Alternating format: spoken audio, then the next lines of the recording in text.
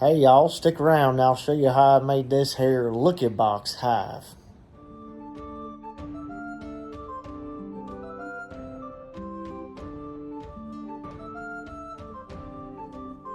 Hey, good morning you little rapscallions. Today we are going to make our own observation hive. And when I say observation hive, I mean the one you kind of carry around for demonstration purposes, not like the indoor full-blown observation hive that may come later. Today it's just going to be one that you would take to like a classroom or a swap meet, flea market, farmer's market. That's what I was trying to say. And I don't want to pay $200 for the ones you can get from Man Lake because it seems pretty basic. You need a deep frame-sized box, some scraps of wood, and some clear material like glass. So let me show you what I'm working with here. So here are the basic components. We're just going to take an old used deep and an old window. Now you don't have to use a window. That came out of my grandfather's home that he and my father installed many years ago, and they've since replaced. So I've got a few of those on hand. I'm going to take it out of the frame and cut it down to size. Then I'm going to take this and cut it down to size, bring it together to make it a, I haven't decided, 3-frame or 5-frame box. Put some plywood on bottom, plywood on top. We'll frame up whatever we cut out of this. We'll use for the ends of the observation piece, and we'll see how it goes.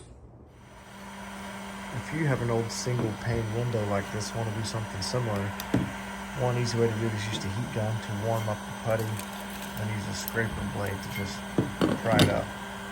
And this will reveal the glass. It should pop out once we get it all scraped out. So we took the circular saw and cut out a 7 3/4 inch measurement. And then we push them together. And we'll see. I'm going to wood glue, and then we will wood fill and sand anything. And if it's not just right, you can take your sander and get these faces matching up real good. So that's next. All right, so she's cut, sanded, glued, clamped, and we got a bottom board glued and brad nailed on. We'll let that set up just a little bit. I'm not gonna fret a whole lot about this sloppy joinery. We will sand this down, and I'm gonna put a little bit of little molding around the bottom just to kind of, one, lock it together good, because we obviously just cut that box in half. So we'll kind of case that bottom. This is obviously glued and nailed, so that'll help too. It's just a little extra reinforcement and make it look a little nicer.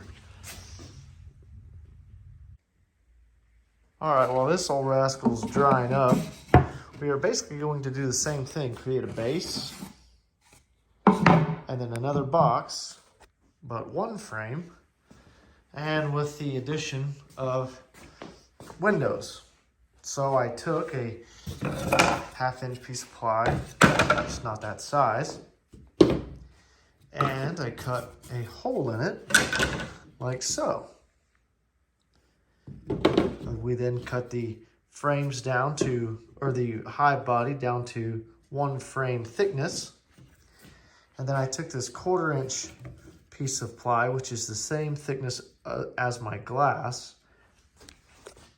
We're gonna come in here like this, and then we will cut the glass out to come in here, and then we'll be able to put our silicone, it's gonna go silicone, and then we'll be able to press that in. Then we will attach this to that bottom board, and then we just gotta make a lid.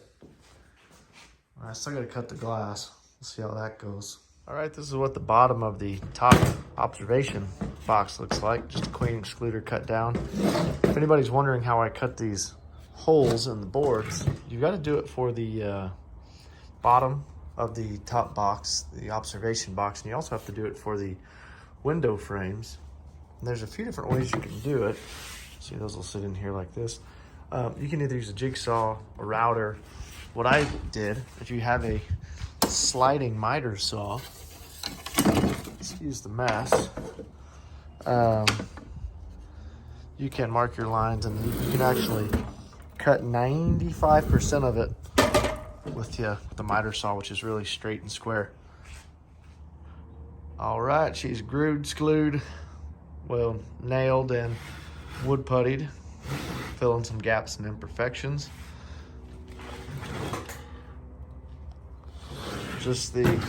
I made it 1.5 inches wide here. That's just a little bit wider than the standard frame at the top bar. Wood filled over here, the seam, not really necessary, but we'll sand that down and it'll be semi-smooth. You might still see the seam, but it won't be a gaping crack. Now we need to make the lid. We'll get it all sanded down, and then we'll go to paint. Once we paint, we'll cut the glass, set the glass in, and then apply the hardware. We've also got to make some holes for vents. We'll do that in a minute too. So at this point, we have a pretty roughly fit up top box and bottom box. Excluder inset in between the top box and its bottom board. We drilled 5/8 inch holes, 3 of them on each side and 3 on top. You can see here I went ahead and did cabinet grade screws with the number 2 square head for a few reasons. One, it's going to be very secure. Two, the hardware they sell at Lowe's is pretty cheap, so this will give me a little peace of mind. Now we gotta sand it, paint it, we'll put it in the glass. Just did a basic staple and hot glue job on this wire mesh for ventilation. That is the same treatment on all 9 holes. You don't have to do the hot glue, but if you've used staples much, you know they can back out sometimes, so just additional insurance. Once you get to this point, you can decide if you want to do the covers on the window frames. So you can use the cutouts from here and put on little hinges and locks if you want. And I haven't decided if I'm going to do that or not yet. I might see how well the glass, or how good the glass looks as is. And this is just extra protection, but honestly, I don't really think it serves a huge purpose. Maybe it does. We'll see, but you can use that. At any rate, at this point, if you're going to use the window cover or not, once you're framed up, wood filled, sanded real good, it's time to get your oops paint. We're going with a gray. Not my favorite, but it was $2. So we're going to hit it with the paint. Now, I don't necessarily recommend using glass, but if you have it and you want to use it, you can. These glass cutters it's fairly easy to use. You can get them on Amazon pretty cheap. I think 10 or 15 bucks. You make your mark, you draw your line, you score it with this, and then you just snap it. So I'll show you how this next one goes. I've already made the mark. I'm going to score it, and then we'll snap. So the way the score works is you take a guide board like this. Well, I can't do it with 2 hands. And then you just draw this back and forth across like that. Not sure what just came out of there. Okay. Now, let me put my gloves on. Hang on. Okay. Then you put the tool under the score, and then you're supposed to just be able to pop it off here. Come on, you little bastard. Oop.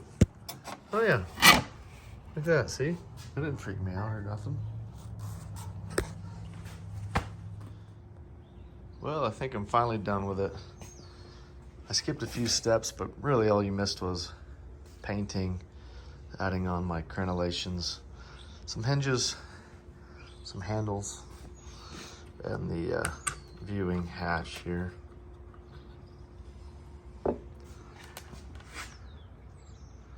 Not a whole lot else to it.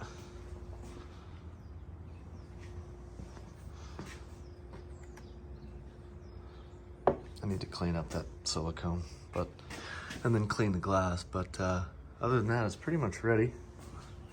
Like I mentioned before, we're screwing the boxes together instead of using latches and locks. This will be a little more secure. Fixing to load up the observation hive, and it's raining. It's gonna be a great start to the day. No big deal. No big deal. Not only did I just wrangle these bees in the shape of a thunderstorm, I got the queen. They should be in there unless they've escaped. I have not opened the door yet, so we're about to see together firsthand how it looks. I'm a little nervous, I don't know why. Holy smokes. It's wet in there. There's the queen. Yikes. Okay, downside to putting warm bees in a wet box. I've got 9 vents in this box. Hopefully they can clear that up. Excellent shot of the queen though. Look at that. Incredible. Looks like, but this is a special kind of hive called an observation hive. And the reason it's different is because it's got windows on the side that you can see into.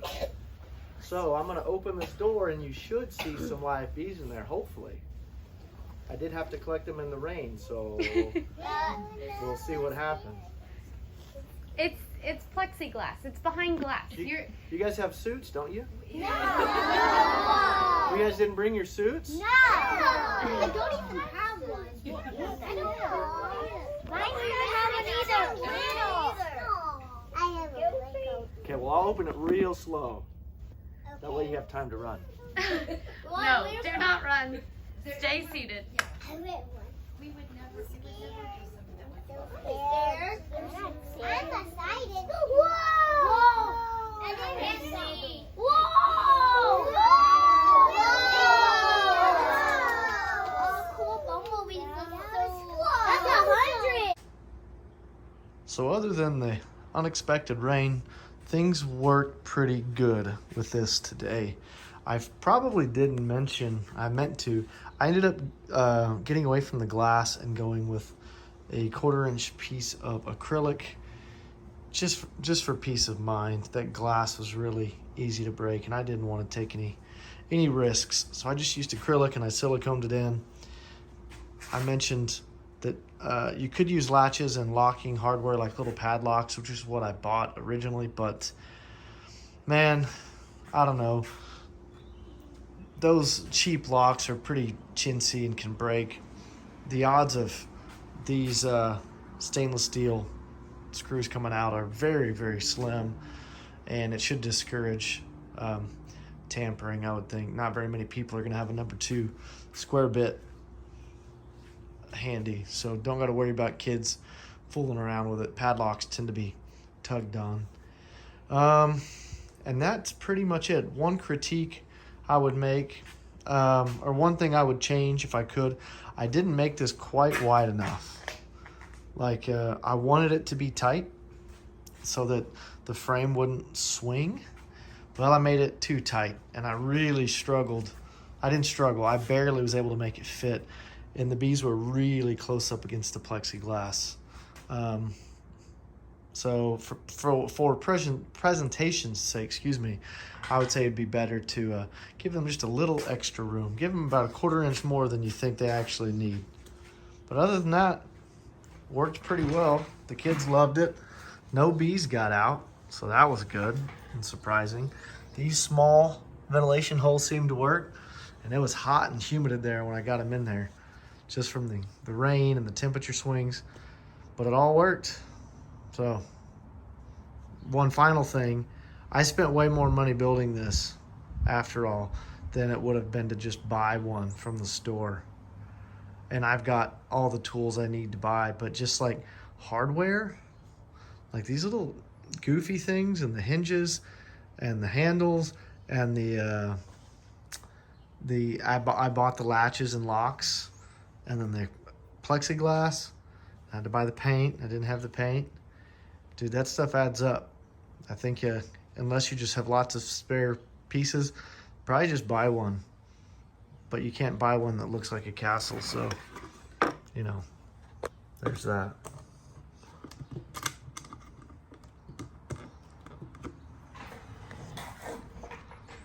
Anyway, thanks for watching.